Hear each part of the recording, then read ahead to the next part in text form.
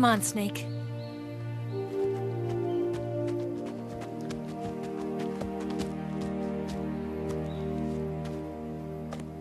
We made it. We made it. Over there.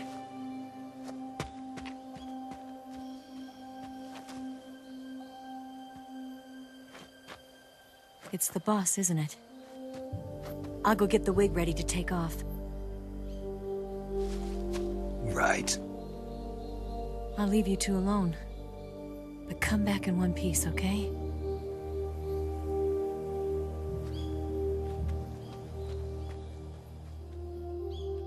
Promise me!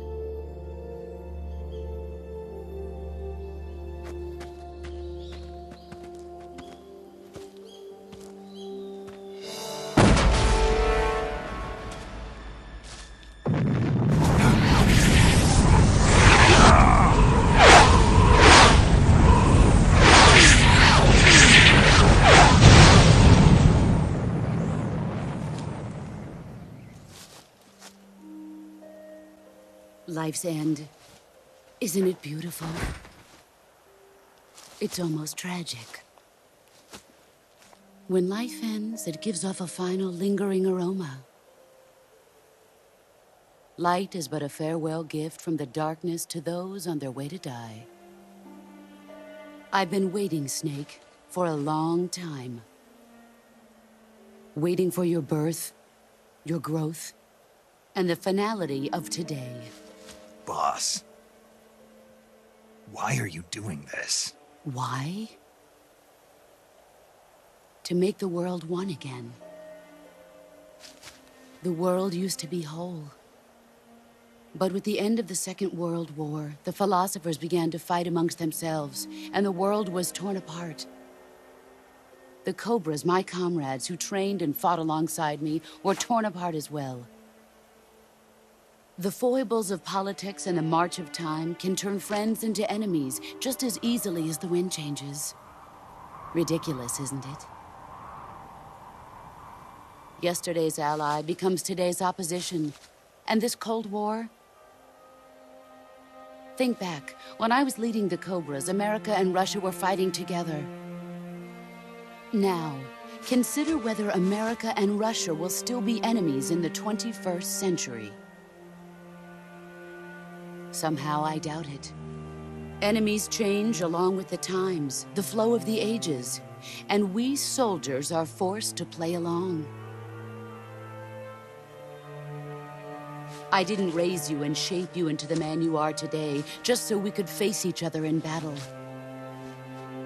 A soldier's skills aren't meant to be used to hurt friends. So then what is an enemy? Is there such a thing as an absolute timeless enemy?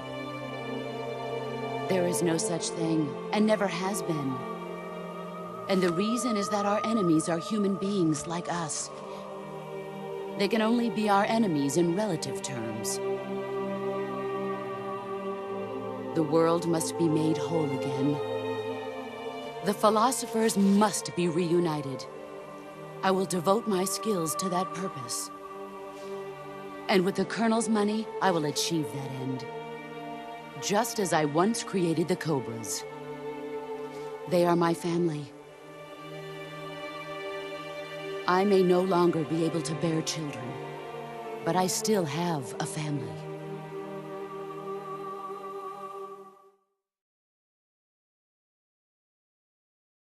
It was November 1st, 1951. I was in the Nevada desert participating in atomic testing. The name Nevada is derived from Spanish, covered in snow, white as snow. And snow is exactly what I saw in that Nevada desert. It froze my blood white. Snake. You were an atomic test subject, weren't you? On Bikini Atoll. That's part of the reason I was drawn to you. You and I are alike. We're both slowly being eaten away by the karma of others.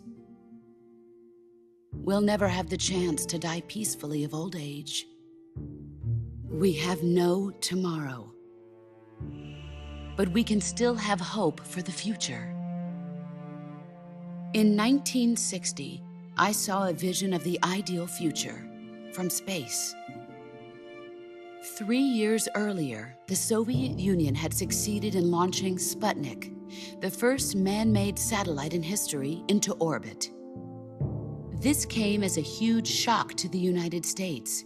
In response, America threw everything it had into its own manned spaceflight project, the Mercury program. Even as the Soviets seemed poised to send their first man into space, America was still experimenting with chimpanzees and rockets. The government wanted human data, so they secretly decided to send a human being into space. I was the one they chose. At the time, they didn't have the technology to block out cosmic rays, and whoever they sent up would inevitably be exposed to heavy radiation. That's why they chose me. After all, I'd already been irradiated once. Of course, you won't find any of this in the history books. I could see the planet as it appeared from space. That's when it finally hit me. Space exploration is nothing but another game in the power struggle between the US and the USSR. Politics, economics, the arms race, they're all just arenas for meaningless competition. I'm sure you can see that, but the Earth itself has no boundaries. No East, no West, no Cold War. And the irony of it is, the United States and the Soviet Union are spending billions on their space programs and the missile race, only to arrive at the same conclusion. In the 21st century, everyone will be able to see that we are all just inhabitants of a little celestial body called Earth. A world without communism or capitalism, that is the world I wanted to see. But reality continued to betray me. In 1961, I was sent to Cuba, to Bahia de Cochinos. It was part of a CIA-sponsored invasion under the guise of taking Cuban exiles back to their country. But the US government betrayed them. Our weak-kneed president held back their air support. Defenseless, the exiles were annihilated by the Cuban army. All I could do was watch in silence. I was set up by the very country I'd sacrificed so much for, by the very government I dedicated my life to defending. I was driven from the surface world, and I went underground. Then, 2 years ago, I faced the sorrow, my old comrade in battle. He was my friend. But one of us had to die. I was left with no choice.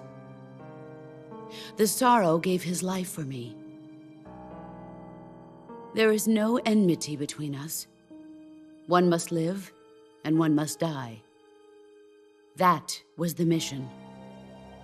The ones who gave me that mission were the philosophers.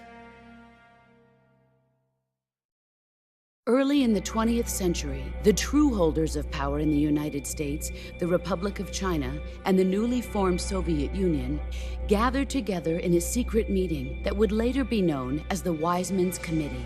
The secret pact they formed there marked the beginning of the philosophers. But the last of the original members died in the 1930s. After that, the organization began to run out of control, and the Wise Men's Committee degenerated into a mere shell of its former self. The philosophers of today have no sense of good or evil. Their influence extends to countries and organizations involved in every aspect of every war. They have become war itself. That's how they operate. The sacrifices of war cause a shift in the times. This shift leads to renewed conflict, and in turn triggers the next war. Like a nuclear chain reaction, each conflict sparks countless others, forming an endless spiral that will continue on for eternity. Do you understand what I'm saying, Snake? By consuming me and you, the philosophers intend to keep that cycle going forever. It was my father who explained all of this to me. He was one of them. You see, I am the last remaining child of the philosophers. But after he revealed the truth, my father was killed by that same shapeless, formless organization. And my father isn't the only thing the philosophers have taken from me. In June of 1944, the Cobras and I took part in the landing at Normandy. We'd been given a top-secret mission to locate and destroy enemy V-2 rocket installations. I was pregnant at the time. The sorrow was the father. I gave birth on the field of battle. A beautiful baby boy. But my child was snatched away from me by the philosophers.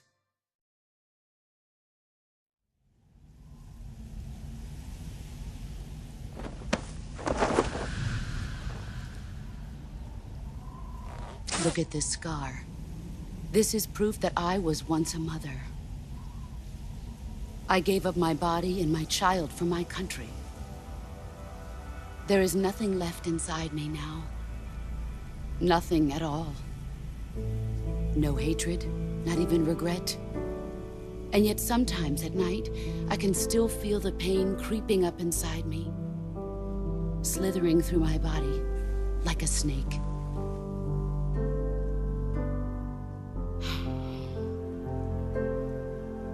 I've never talked this much about myself before. Thanks. Thanks for listening to me.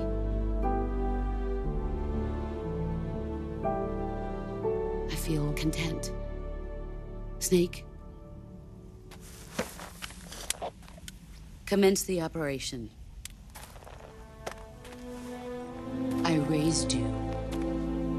I loved you. I've given you weapons, taught you techniques, endowed you with knowledge. There is nothing more for me to give you. All that's left for you to take is my life, by your own hand. One must die, and one must live. No victory, no defeat. The survivor will carry on the fight. It is our destiny. The one who survives will inherit the title of boss. And the one who inherits the title of boss will face an existence of endless battle. I'll give you 10 minutes. In 10 minutes, MiGs will come and bomb the hell out of this place. If you can beat me in less than 10 minutes, you'll be able to escape in time. Let's make this the greatest 10 minutes of our lives, Jack. Boss. You're a soldier. Finish your mission. Prove your loyalty. Face me. Let's see what you're made of.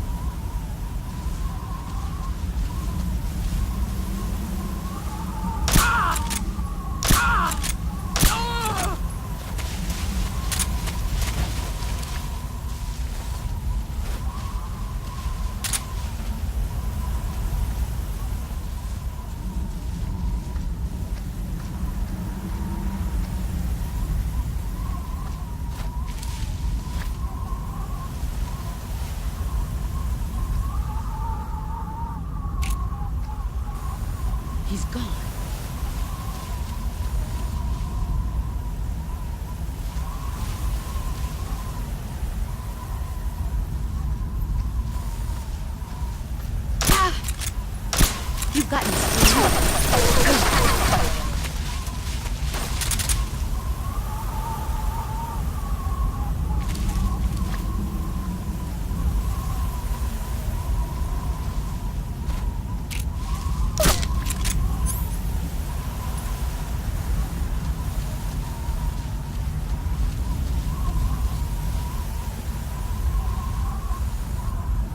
Where are you?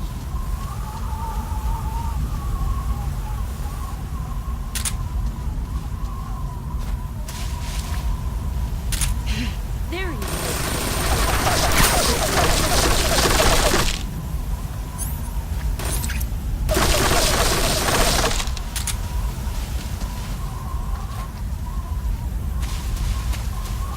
Let's see what you're made of.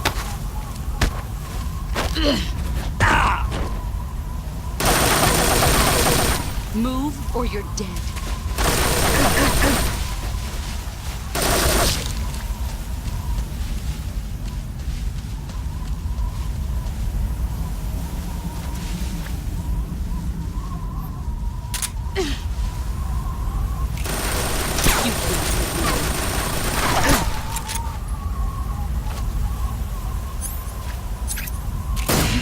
There he is.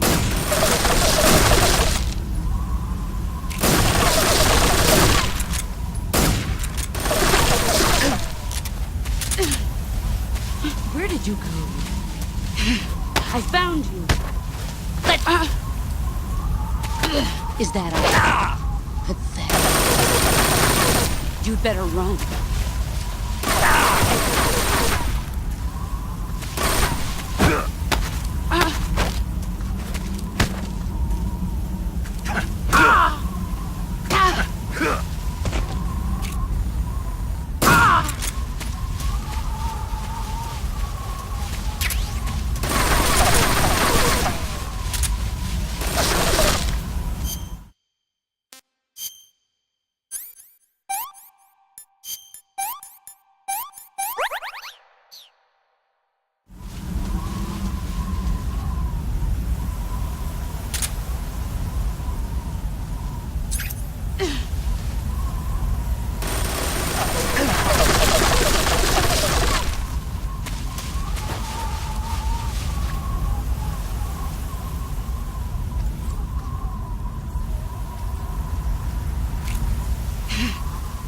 I found you.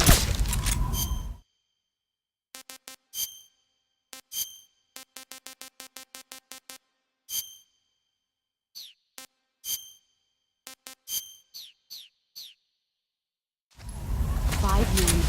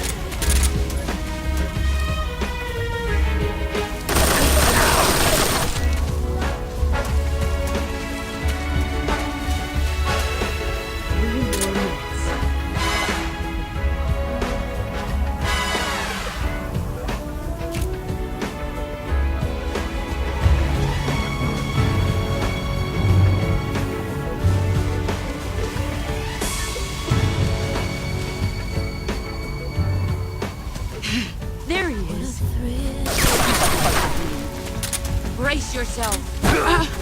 Silence through the night. What a feeling. Let's see what you're made of.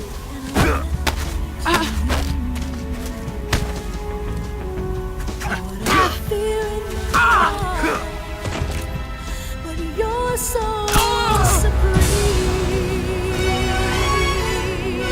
I give my life, not for honor, but for you.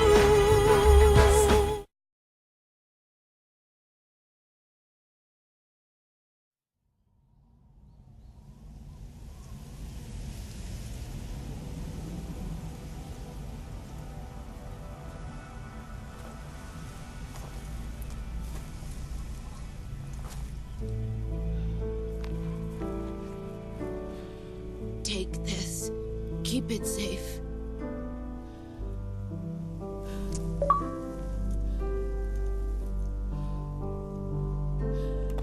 It's our only hope.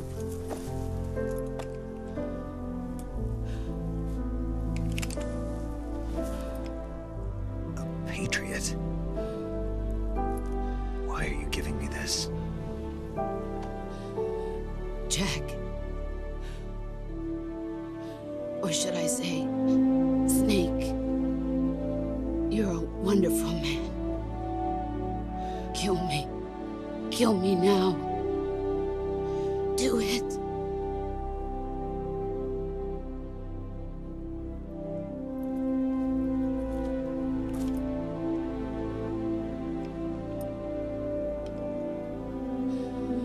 There's only room for one boss and one snake.